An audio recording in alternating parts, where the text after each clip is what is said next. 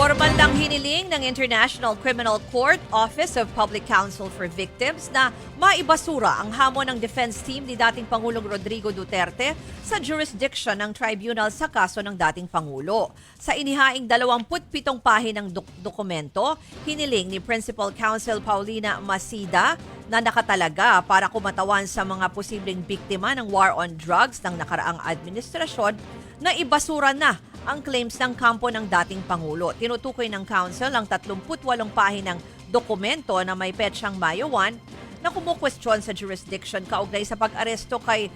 dating Pangulong Duterte para sa umanay crimes against humanity kaugnay sa war on drugs. Ito ang ginamit ng kampo ng dating Pangulo para iapilan na agad siyang palayain at agad-agad mapawalang bisa ang kaso laban sa kanya. Pinaliwanag din ng Office of Public Counsel for Victims na malinaw ang nakasaad sa Articles 12 at 27 ng Rome Statute na ang pag-atras ng Pilipinas mula sa statute ay walang legal effect sa established jurisdiction ng korte, lalo na nang simula ng preliminary examination ng prosecutor bago maging epektibo ang pag-withdraw ng bansa sa ICC.